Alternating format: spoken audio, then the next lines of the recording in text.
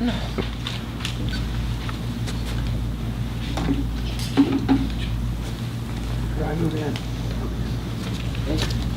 we go. Good morning, everybody. Thank you for being here. But before I begin, let me introduce who's standing up here with me on behalf of the Greater Harrison Drug and Violent Crimes Task Force. We have Chief John Walker from the Bridgeport Police Department. We have Acting Chief Ronnie Hilliard from the Clarksburg Police Department. We have Marshal Gary Gaskins from the United States Marshal Service. We have Trooper First Class Christy Adkins here on behalf of the West Virginia State Police BCI. She focuses on drug diversion cases. And we also have the resident agent in charge of the DEA for the state of West Virginia, A.J. Gallietti. Today we are here to announce a charge that has been filed against a physician here in Bridgeport, West Virginia. She is a resident of Fairmont, West Virginia. She practices in Bridgeport, West Virginia. And yesterday, a criminal complaint was obtained and a warrant issued for Dr. Edita Milan for the felony offense of conspiracy to distribute Schedule 2, Schedule 3, and Schedule 4 controlled substances.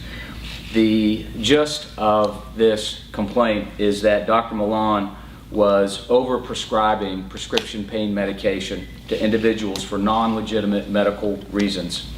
And her actions in over-prescribing these painkillers and other controlled substances are believed to be linked to the deaths of multiple people. Her practice has been under investigation by the Drug Task Force here in Harrison County for several months. And then in June of 2013, just last month, a neighbor of Dr. Milan was found to be non-responsive. He also was a patient of hers. She responded to the house in Fairmont where she resides, and she contacted the county medical examiner and advised the county medical examiner that he had died of a heart attack, when in fact that was not the case. The complaint alleges that she misrepresented the cause of death of her neighbor and her patient. The same patient being someone who had been prescribed large quantities of painkillers prior to his death.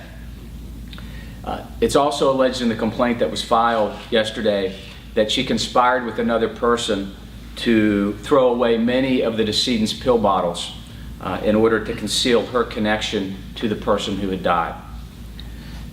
Now, although this deceased patient had not been in to see Dr. Milan for 3 months prior to his death, he still continued to receive prescriptions for oxycodone and morphine. And for those of you who aren't familiar with DEA regulations, for narcotics such as oxycodone and morphine, you actually have to go in and physically see the doctor in order to receive those prescriptions. That was not the case here. He was receiving prescriptions even though he was not going in to see the doctor. And that goes into part of the overall theory that her practices were not legitimate.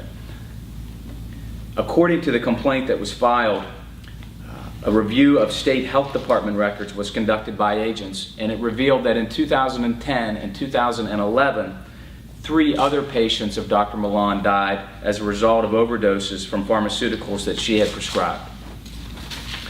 Now, in 2009, she received legal authorization to open up what most of us refer to as a pain clinic or a narcotic treatment program, and she was given permission to treat up to 30 patients with narcotics. But the investigation has revealed that she was treating more than twice that many in her practice and did not have the authority to do so. She is also alleged to have prescribed pills to people off the books. In other words, these were people who were not officially her patients, but they were still receiving prescriptions from her. A review of the State Board of Pharmacy data by agents revealed a long list of people that she prescribed to. That list was shared with members of the Greater Harrison Drug and Violent Crimes Task Force and other law enforcement officers in this area. After reviewing that list, 37 individuals on that list of her patients are known by law enforcement to have involvement in the illegal diversion of prescription pills. That just gives you an idea as to the type of practice that she is alleged to have been operating. This investigation initially focused on her practice because of an employee who was selling drugs in the parking lot of the practice. The employee was actually selling prescription painkillers to an undercover police officer. That employee was charged, convicted in federal court. That employee also had a prior state drug conviction. That employee's parole was revoked and she went to jail. That employee was replaced by her sister in the practice, who also has a felony drug conviction. After the task force began to focus on the problems with the employees of Dr. Milan, agents received information from a Harrison County pharmacist that caused the focus of the case to turn to the unusually large number of prescriptions being written by Dr. Milan to her employees and to their families. And surveillance was conducted in order to confirm this allegation. And Chief Walker just received word that Dr. Milan has been arrested. Agents have been looking for her this morning. She was somewhere between her home in Fairmont and her practice in Bridgeport, and she was just taken into custody by Drug Task Force agents. You all may know, because I know there was some coverage in the media, that federal search warrants were obtained and executed late last month of Dr. Milan's home, of her practice, of the deceased patient that I mentioned earlier, and also of one of her employees. And so a total of 4 warrants were obtained and executed, and a lot of additional information was obtained through the execution of those warrants. On the day that the warrant was served upon Dr. Milan's office, she was asked and agreed to voluntarily relinquish her DEA registration number.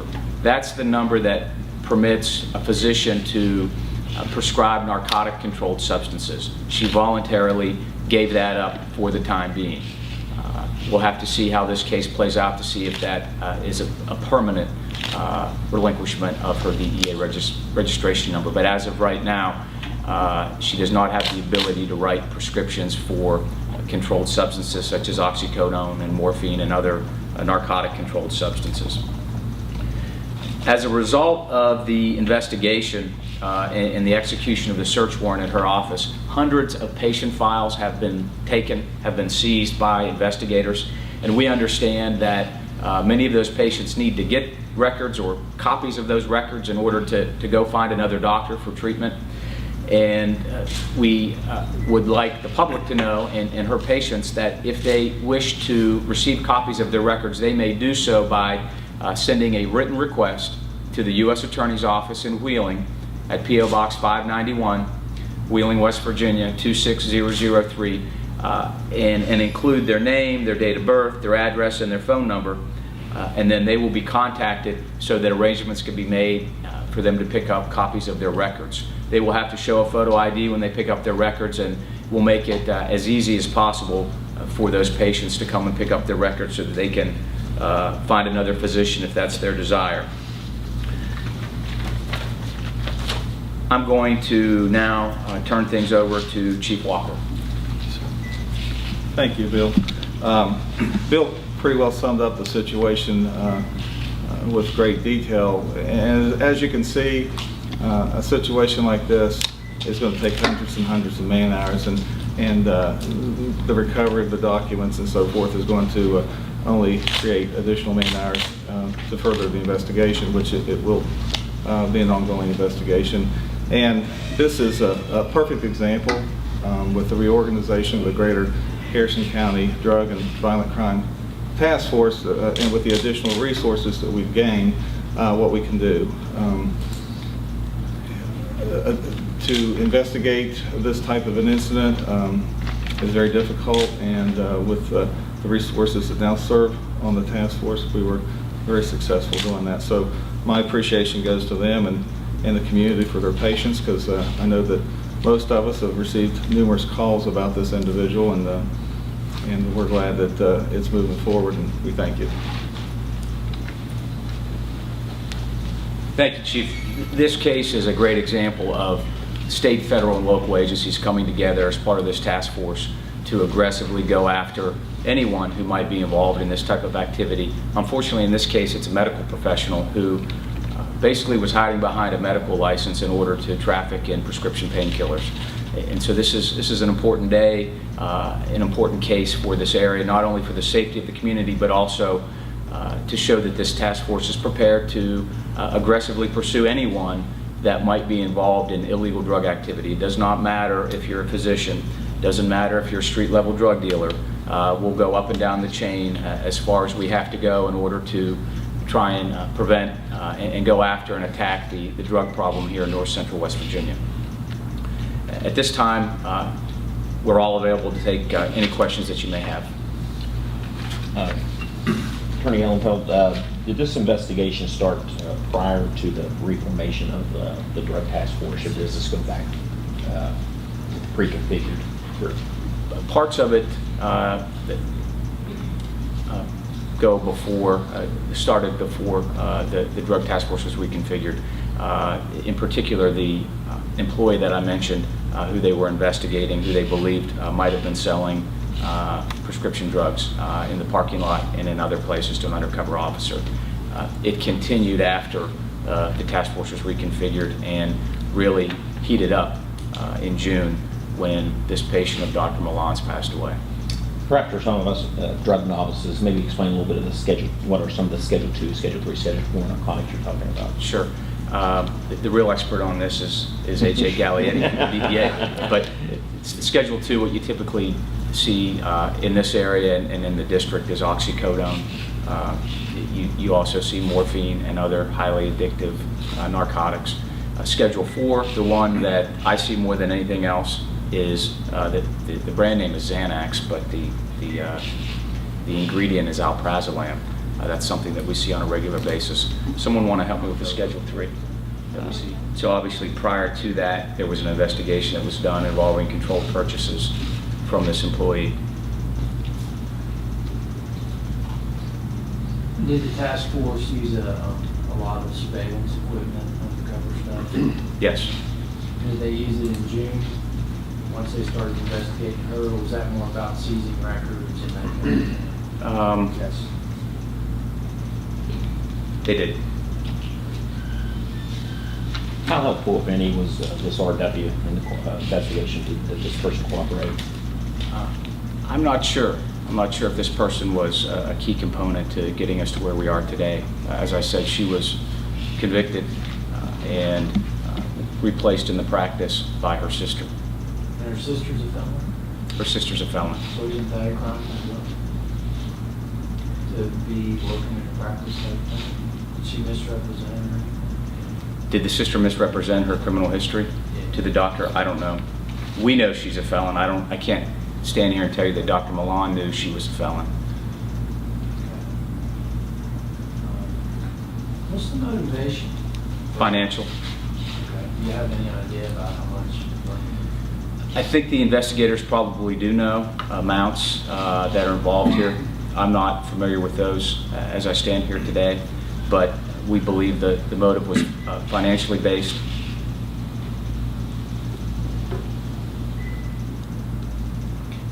This type of a practice, and I'm speaking generally about cases like this that our office has dealt with and that we see across the country, DEA deals with across the country, they can be very lucrative.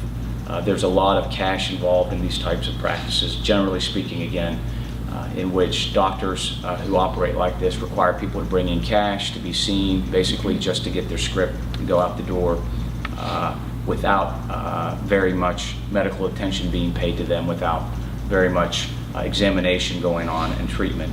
It's very lucrative, and this isn't the only place that this occurs, but it's a big case for Bridgeport and for this county. Go back with the number of people that you attribute. One person for sure you're accusing of death of. Did you say 3 or 4 of them? She's not charged with delivery causing death, which is a charge that can be filed. Today she stands charged with conspiracy to distribute Schedule 2, Schedule 3, and Schedule 4 controlled substances. We believe we can connect her to the death that occurred last month in Fairmont, and then a review of the state medical examiner's records connects her to 3 other deaths In other words, individuals who died from overdoses of pharmaceuticals that she had recently prescribed to them. Based on the existing charges, what type of, if convicted, what type of sentence would you possibly look at? Right now, it's a penalty of up to 20 years, but this is just a criminal complaint. The next steps in the process will be for her to appear before a federal magistrate judge this morning. She will have, we'll have 30 days either to proceed to obtain an indictment or for a preliminary hearing to be held.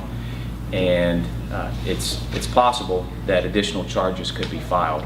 In fact, very possible that additional charges will be filed. And so what she stands faced with today and the penalties are just for today.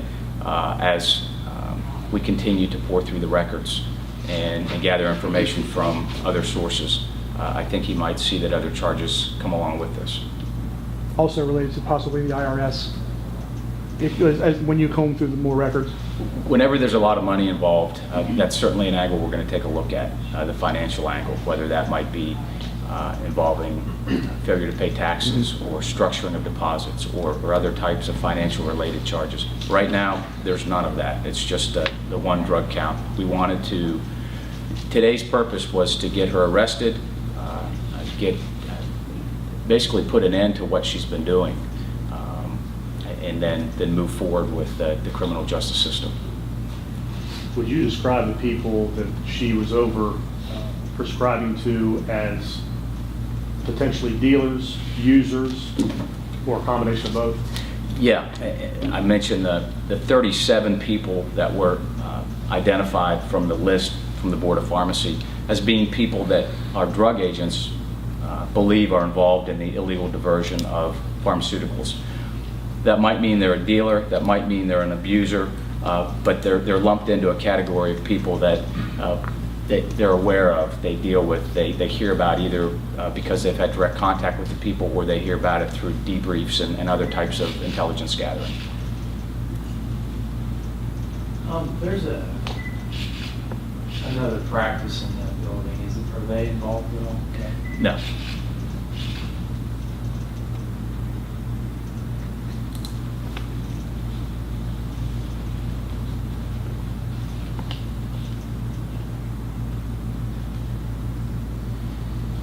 This is another case, I know we had a press conference earlier this week. This is another case where the public really stepped up to help us.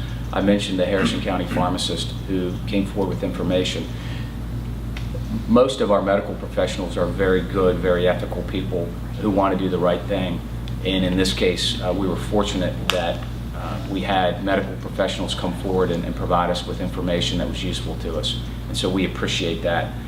When we get that information, we take it seriously and we act upon it.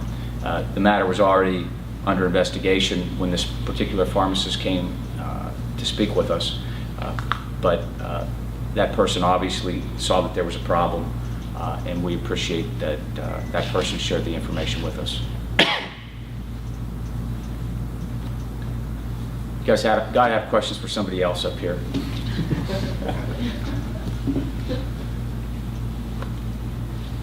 I know Christy from the State Police is dying to answer some questions.